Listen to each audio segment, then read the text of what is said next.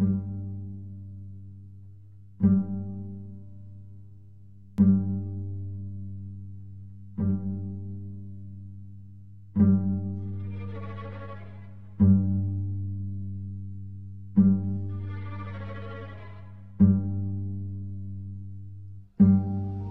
upon a time, there was a little girl. No, that isn't right.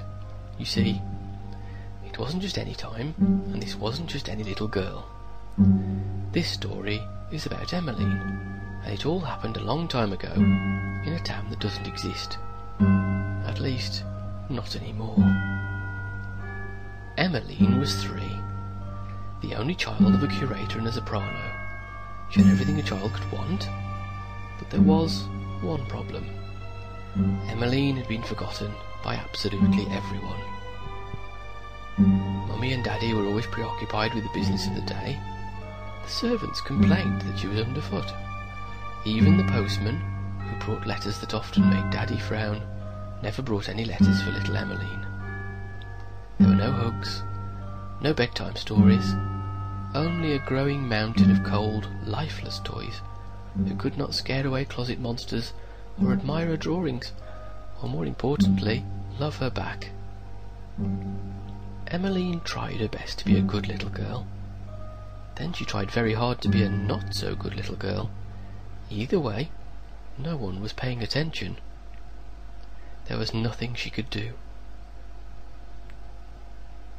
One night, Emmeline peeked out of her bedroom window and saw a beautiful star. It twinkled and glowed so brilliantly that Emmeline wondered if it was even a star at all, and not an angel who was up past his bedtime. She remembered a rhyme about such stars and how they could grant wishes, and if anybody had a wish, it was Emmeline.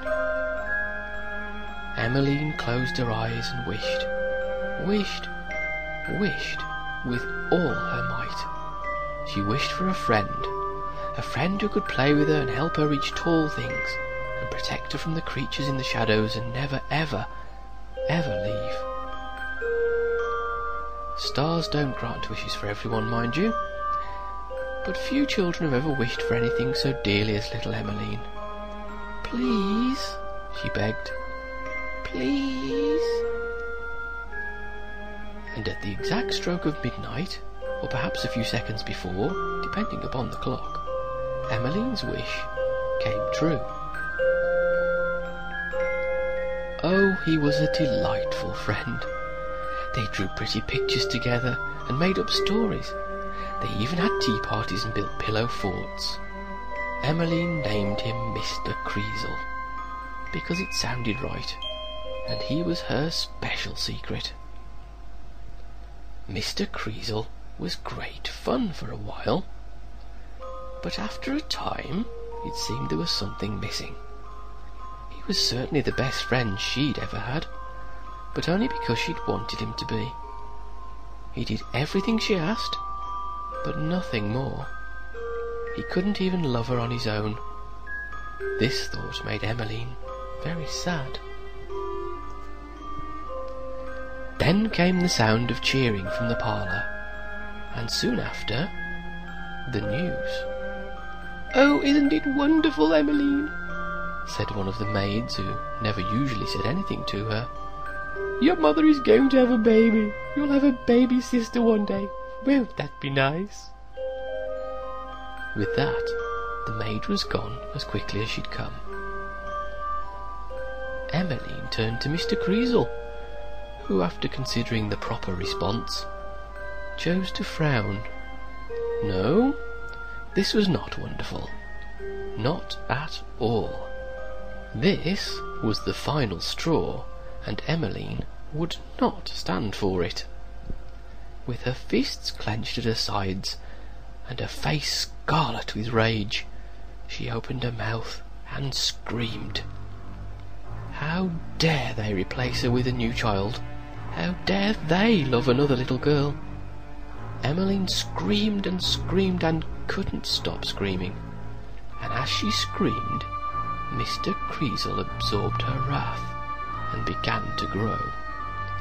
The more Emmeline screamed, the bigger and uglier he became, until he outgrew the entire house. With a terrifying roar, Mr. Creasle carried out the revenge Emmeline wanted more than ever. Crack! Went the rest of the house, and everyone inside it. Crash! Went the neighbourhood, whose children never asked to play with Emmeline. On Mr. Creasle stormed, tearing to pieces everyone and everything who'd ever failed his creator. The ice cream truck that never stopped for her, the reverend who chuckled at her prayers, even the postman, all met a swift and terrible demise. Just as Mr. Creasle was running out of things to crush and smash, Emmeline at last stopped screaming. Exhausted and heartbroken, she sat upon what was left of her bedroom floor and cried. Oh, why hadn't anyone loved her? Why did Mummy and Daddy want a new daughter when Emmeline would have done anything,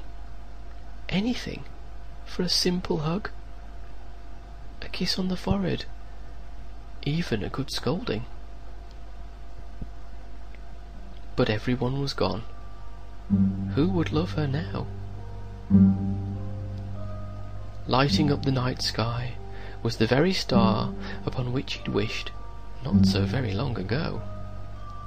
With a heavy heart, Emmeline looked upon it and made one more request.